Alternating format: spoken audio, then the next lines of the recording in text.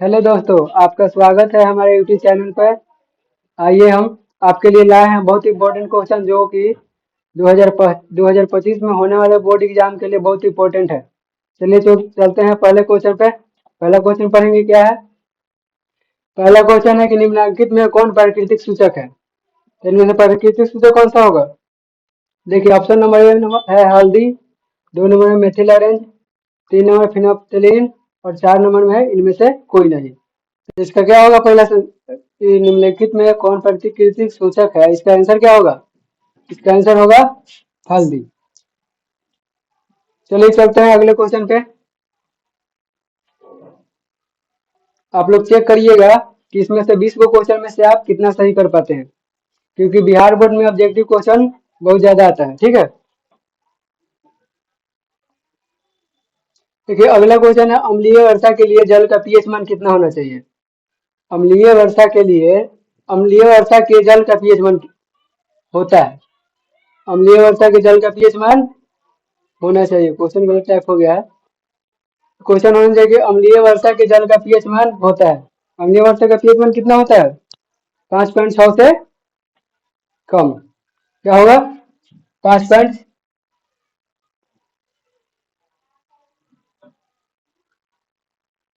5.6 से कम। अब देखिए जैसे इस टाइप से होता है जो पीएच सूचक, पीएच स्केल जो होता है ना, पीएच स्केल इस टाइप से होता है। मान लीजिए कि यहाँ 7 है, इससे आगे इधर 14, 7 से ऊपर होगा, इधर 7 से कम होगा। तो अगर 7 से कम है, अगर 7 से कम है तो क्या होगा अम्लीय, और 7 से अधिक है तो क्षारीय। 7 से कम होगा तो अम्लीय होगा, और 7 से अधिक होगा तो क्षारीय होगा। अगर 7 होगा तो क्या होगा उदासीन होगा। 7 होगा तो उदासीन होगा।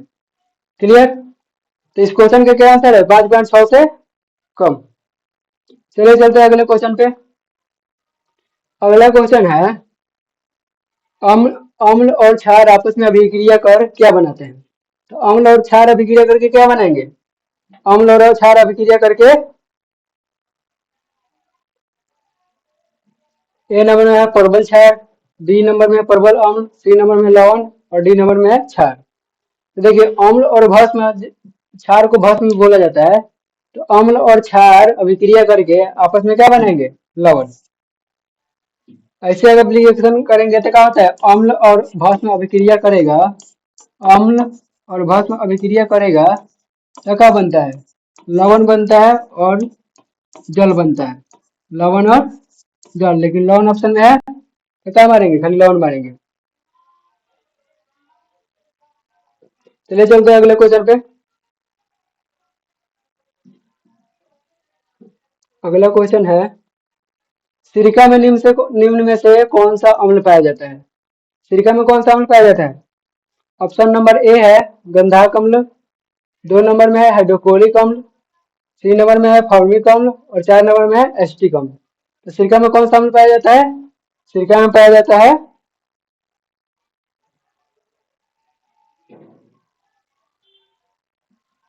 सिरका में पाया जाता है एसिटिक अम्ल। ध्यान रहेगा आपको। चलिए चलते हैं अगले क्वेश्चन पे। अगला क्वेश्चन है निम्न में से कौन सा भस्म नहीं है। निम्न में से कौन सा भस्म नहीं है। 1 नंबर आंसर है CaO कैल्शियम ऑक्साइड, 2 नंबर है सोडियम क्लोराइड।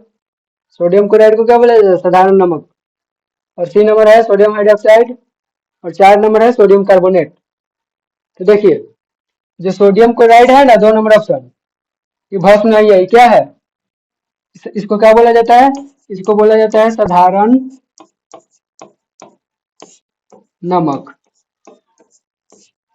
ये नमक हो गया तो क्या है ये है लवण। तो ये भस्म नहीं है। जिले चलते हैं अगले क्वेश्चन पे। अगला क्वेश्चन है निम्नलिखित में से कौन गैस चूने को दूधिया कर देता है।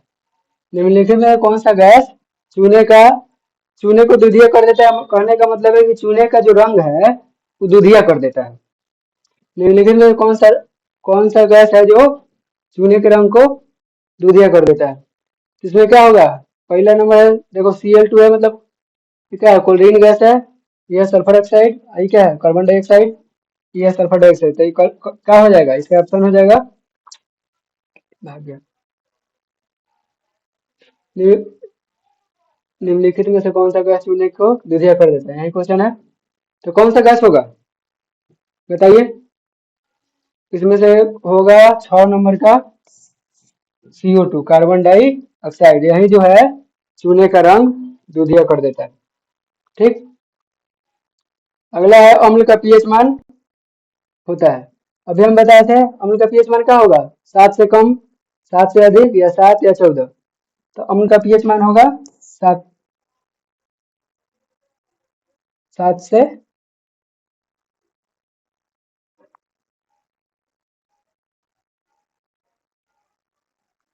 7 से कम। 7 से कम होगा तो अम्लीय, 7 से अधिक होगा तो क्षारीय, और 7 है तो उदासीन। ये तो आपको तो याद होगा।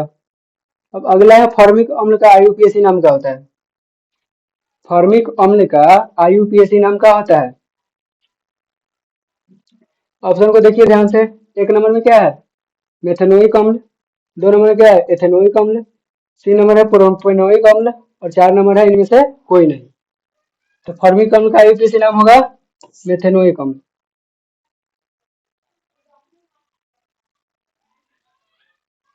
फॉर्मिक अम्ल का आईयूपीएसी नाम होगा मेथेनोइक अम्ल। ठीक है, चलिए चलते हैं अगले क्वेश्चन पे। अगला क्वेश्चन है सल्फेट अर्थ हाइड्रेट महाहाइड्रेट का अन्य नाम क्या है। तो सल्फेट अर्थ हाइड्रेट महाहाइड्रेट का क्या नाम हुआ, जिप्सम, या प्लास्टर ऑफ पेरिस, विरंजक चूर्ण, या इनमें से कोई नहीं। क्या होगा बताइए, इसका हो जाएगा प्लास्टर ऑफ पेरिस। चलते हैं अगले क्वेश्चन पे। अगला क्वेश्चन है सोडा अम्ल अग्निशामक में किसका उपयोग किया जाता है। सोडा अम्ल अग्निशामक में किसका उपयोग किया जाता है। देखिए 1 नंबर में है सोडियम कार्बोनेट, 2 नंबर है कैल्शियम कार्बोनेट, और 3 नंबर है सोडियम हाइड्रोजन कार्बोनेट, 4 नंबर है कैल्शियम बाई कार्बोनेट। इसमें किसका उपयोग किया जाएगा, इसका उपयोग इसमें किया जाता है सोडियम हाइड्रोजन कार्बोनेट का। चलिए चलते हैं अगले क्वेश्चन पे।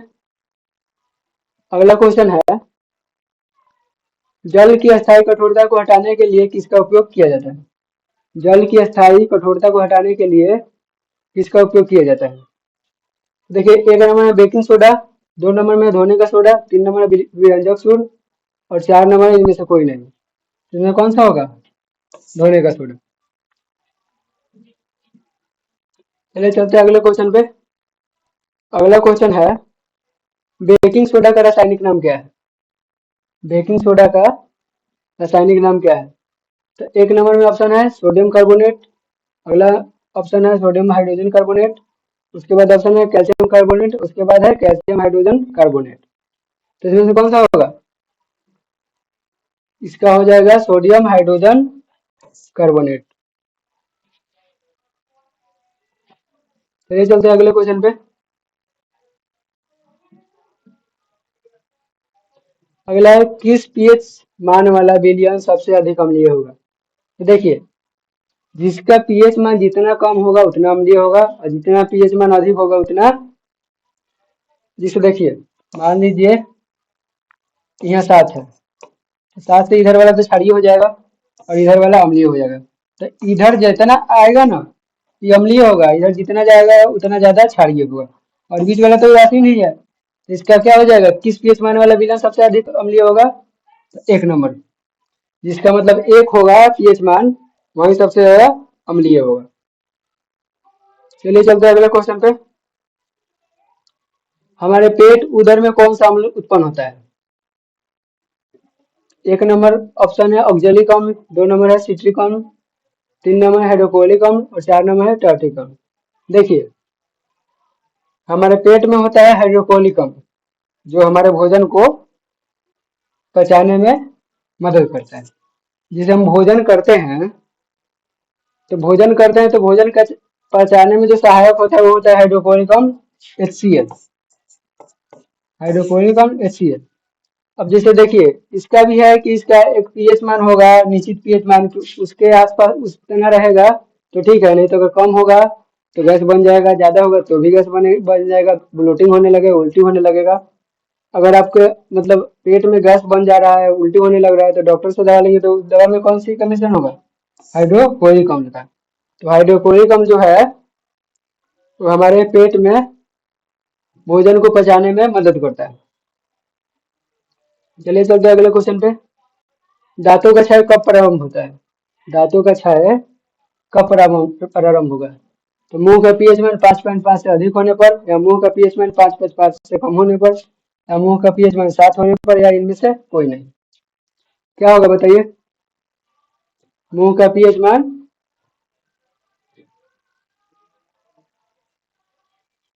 5.5 से कम होने पर, मुंह का पीएच मान 5.5 से कम होने पर। चलिए चलते हैं अगले क्वेश्चन पे। चींटी के डंक में कौन सा अम्ल पाया जाता है? चींटी के डंक में कौन सा अम्ल पाया जाता है? एक नंबर है सिट्रिक अम्ल, 2 नंबर है लैक्टिक अम्ल, 3 नंबर है एसिटिक अम्ल, ये अंत लिखा गया है, ये तो होगा अम्ल। 4 नंबर है मेथेनोइक अम्ल, मेथेनोइक हो गया है, ये मेथेनोइक होगा। तो कौन सा होगा इसमें आंसर बताइए?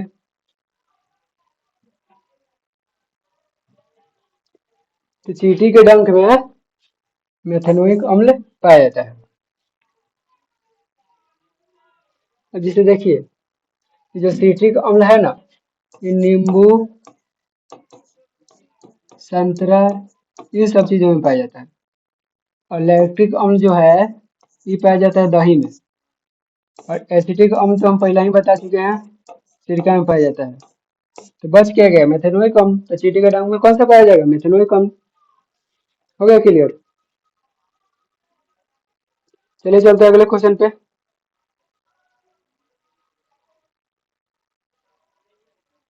लैक्टिक अम्ल का प्राकृतिक स्रोत क्या है? अभी बताएं, लैक्टिक अम्ल किसमें पाया जाता है? दही में।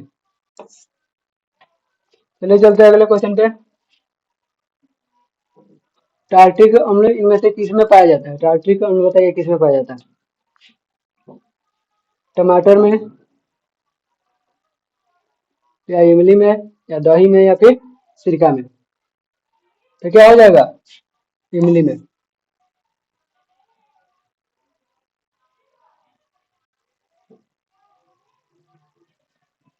टार्ट्रिक अम्ल पाया जाता है इमली में। चलिए चलते हैं अगले क्वेश्चन पे। अगला क्वेश्चन क्या है? सिट्रिक अम्ल किसमें का प्राकृतिक स्रोत क्या है? तो आपको हम पहले ही बताया है कि सिट्रिक अम्ल जो पाया जाता है वो पाया जाता है संतरा और नींबू में। संतरा और नींबू में। तो इसका आंसर क्या हो जाएगा? संतरा और नींबू। इसके बाद अगला देखिए। अगला है कि एस्टिक अम्ल का प्राकृतिक प्राकृतिक प्राकृतिक या स्रोत होगा। प्राकृतिक स्रोत निम्नलिखित में से कौन है? तो एस्टिक अम्ल का प्राकृतिक स्रोत निम्नलिखित में से कौन है? संतरा, इमली, या टमाटर, या सिरका? तो क्या हो जाएगा? सिरका।